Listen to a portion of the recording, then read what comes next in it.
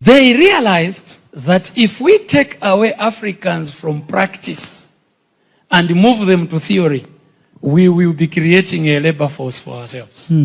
So they brought a school system which did not promote thinking, but promoted remembering. Say that again. They brought a school system which did not promote thinking, but promoted remembering for the sake of creating good employees who don't think but can remember. Okay? Right. So they brought a school system where you learnt useless things. Homo habilis. Who was Shaka's mother? What is the longest river in Africa? Yeah. Tell me, what is the use of that rubbish? Okay? So you went into school and you were studying how many times Muslims pray per day. Yeah. You wake up at night to study how many times Muslims pray per day. So you memorize photosynthesis. You memorize how many teeth a dog has. You memorize everything. And at the end of the day, what did they produce? They produced someone who was a container of useless knowledge.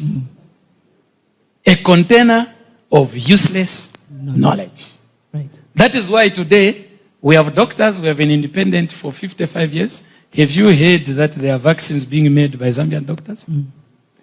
So you walk out of medical school as someone who knows when to give Panadol, how to take temperature. You are a doctor who is a Panadol distributor. And it's not your fault, the education system. Okay? You have professors in this country, in the School of Forestry at Copperbelt University. We have lived with Mukula tree since God created the world. All they know is how to label the parts of the tree. They don't know the value of the tree. Yeah. Okay? Yeah. So when this mission succeeded, then they came to set up industries. And when they set up industries, who was the laborer?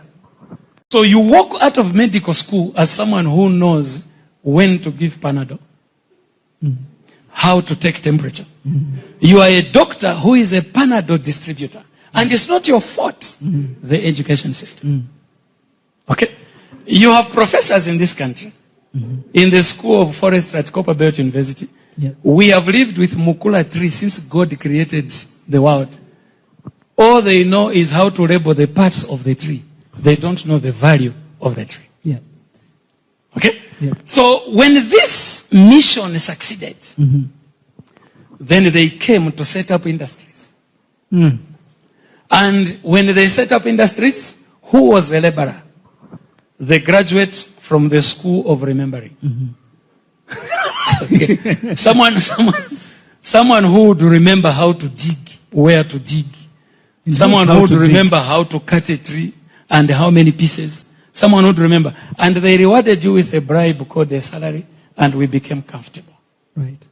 So when they come into Africa, what are they coming to do? They are coming to reap your resources, and you are a means of production. So this is what made Africa poor. Yeah. And I think Ghanaians, nearly the whole nation, is, are critical patriots because we are a highly politicized people. Ghanaians don't sit. People discuss, they talk, I mean, all over. We've always been like this, and I suspect we'll be like this.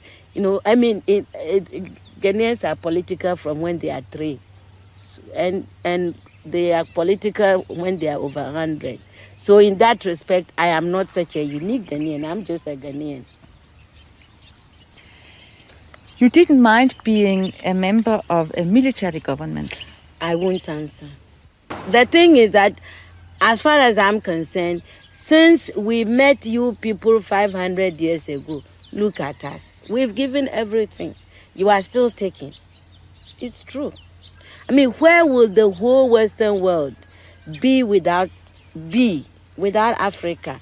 Our cocoa, our timber, our gold, our diamonds, our platinum, our whatever.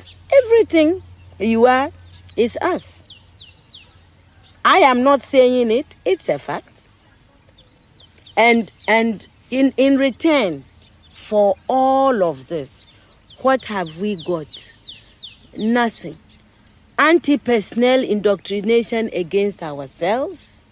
If you go and cook your horrible diseases like AIDS, you say it is us. You brought us tuberculosis. We didn't have this big cough until white people came here. In exchange for Africa giving Europe 500 solid years of our people, I mean not Europe, the Western world, of our human beings to work your canes, to dig your gold, to take in gold itself, diamond, I mean, you know, fish, peanuts, palm oil, everything. In exchange for that, we have got nothing. Nothing. And you know it. Nothing. And you look upon, you know, white folks look upon us like monkeys. It is true. It's in your literature. Hey, you know, some of your best thinkers have said this about us. Have you heard of all these Germans?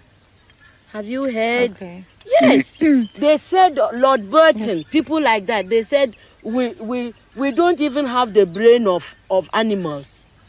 That's what we've got from you people. But don't you think that this is over now? Over where? Is it over? Who said that AIDS came from the green monkey? Is it over? Is it over? Well, if this is your impression, do you think that you can ever forgive us? It's not a question of forgiveness. I have nothing against you. My point is that you did and you are doing for your survival what is necessary.